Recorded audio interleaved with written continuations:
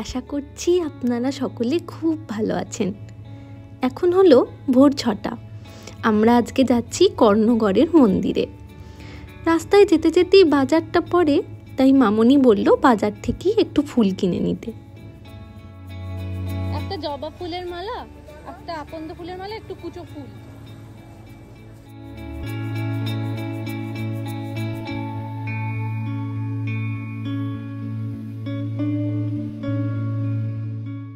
চলুন, ফুল কেনা হয়ে গেছে, এবার রওনা দিই কর্ণগড়ের উদ্দেশ্যে।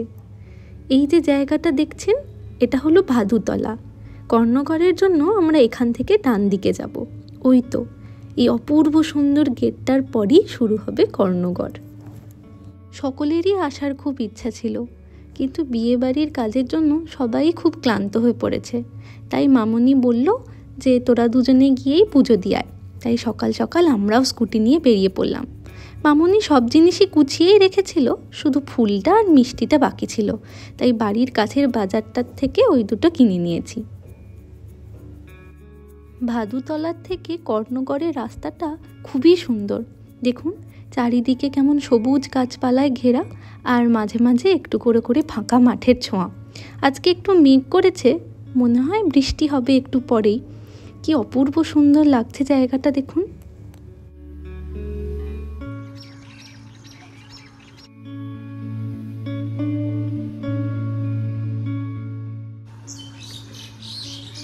এই যে কর্ণগড়ের মন্দিরে পৌঁছে গেছি।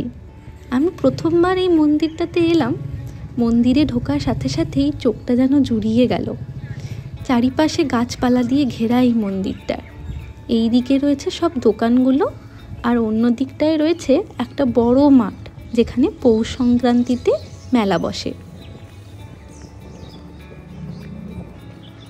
এই যে দোকানগুলো দেখছেন, এখানেই পুজো দেওয়ার সব জিনিসপত্র পাওয়া যায়। আমরা তো সব কিছুই বাড়ির থেকে নিয়ে এসেছি, শুধু দুটো লাল কাপড় কিনবো মন্দিরে বাঁধার জন্য।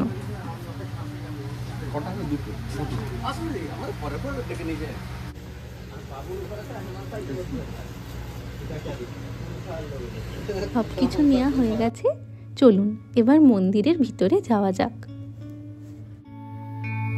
এটাই মহামায়া মন্দির। মন্দিরের গেটটা এতটাই সুন্দর, আমি তো ভাবলাম এটাই হয়তো মন্দির, কিন্তু ও বলল না, এটা মন্দিরের গেটটা, এর ভেতরেই রয়েছে আসল মন্দিরটা। এটা হচ্ছে বাবার মন্দির, ঠিক আছে, ভোলেনাথের মন্দির। ওটা হচ্ছে মহামায়ার মন্দির ওখানে। এই মাঝখানের মন্দিরটা হলো দণ্ডেশ্বর মন্দির। ডান দিকে যেটা দেখা যাচ্ছে ওটা হলো মহামায়া মন্দির, আর বাঁ দিকের মন্দিরটা হলো মহাবীর মন্দির।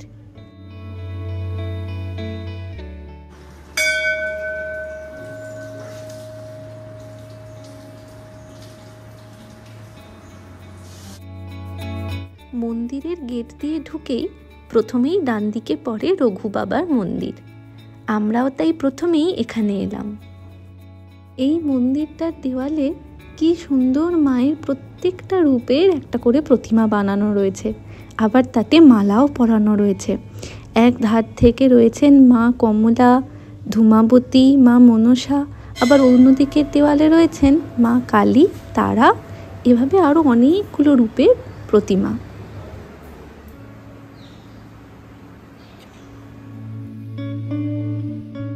এবার যাই মহামায়া মন্দিরে পুজো দিতে। আজকে মন্দিরটা একটু ফাঁকাই ছিল, সেই জন্য আমরা আজকে পুষ্পাঞ্জলি দেওয়ার সুযোগ পেলাম। ভালোই হলো, সকাল থেকে খালি পেটে রয়েছি, এটা একটা উপরি পাওনা হয়ে গেল। আমি এখানটায় বসে একটু জিনিসগুলো গুছিয়ে নিচ্ছি। এবার যাব দণ্ডেশ্বর মন্দিরে পুজো করতে। ওই দেখুন, আসার সময় আকাশটা মেঘ করে আছে দেখলাম, এখন বৃষ্টি শুরু হয়ে গেছে। দণ্ডেশ্বর মন্দিরের ভিতরে একটু ভিড় ছিল, সেই জন্য আমরা পাশে দাঁড়ালাম। একটু ফাঁকা হলে তারপর বাবাকে পুজো করব।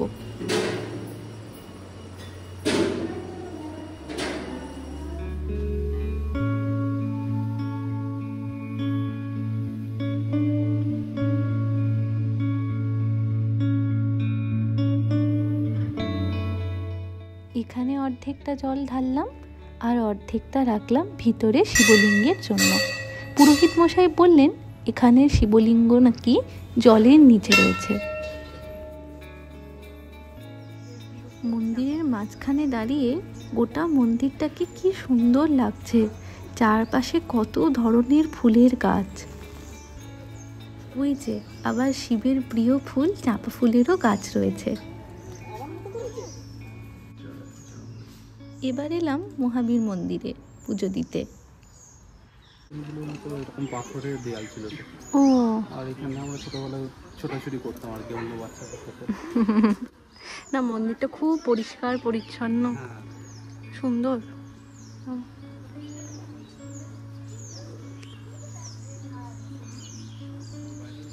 গাছপালা দিয়ে ঘেরা পুরো গোটা মন্দিরটা, আশেপাশে গাছপালা, বড় মাঠ, খুব শান্ত, শান্তির পরিবেশই হয়ে আছে।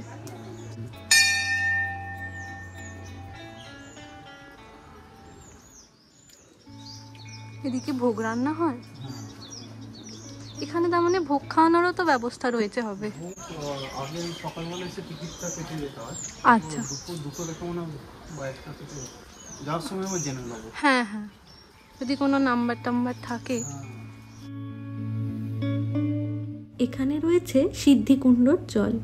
এই জলেই মা মহামায়ার অন্নভোগ রান্না করা হয়। এখানকার লোকেরা এই জলটাকে অনেক পবিত্র জল হিসাবে মানেন।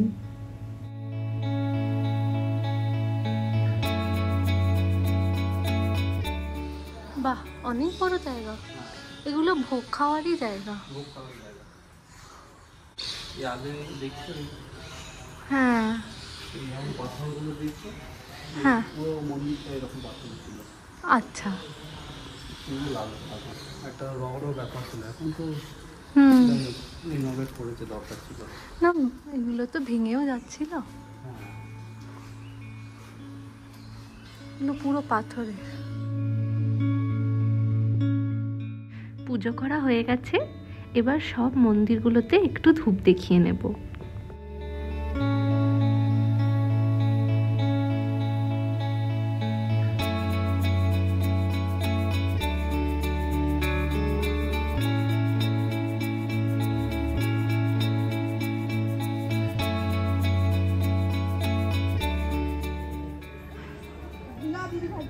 খুলে না পড়ে যায় কিন্তু, তাহলে কিন্তু অন্য খুলে পড়ে গেলে কিন্তু হবে না, টাইট করে বাঁধতে হবে।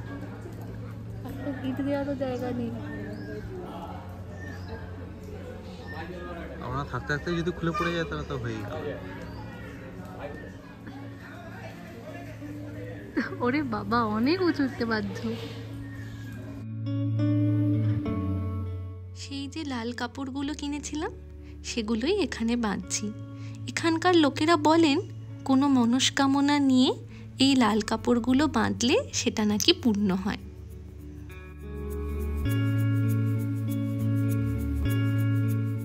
চলুন, পুজো দেওয়া হয়ে গেছে, এবার পেট পুজোর পালা। চলো জানি। এই যে গোলাপি রঙের বাড়িটা দেখছেন, এটা হলো অতিথি নিবাস। আর এর পাশেই সারি দিয়ে রয়েছে সমস্ত খাবার দোকানগুলো।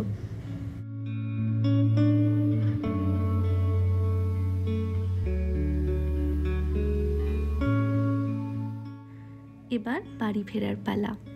আজকের এই একটা সকাল সবুজে ঘেরা এই মন্দিরটা নিয়ে খুব ভালোভাবে কাটলো।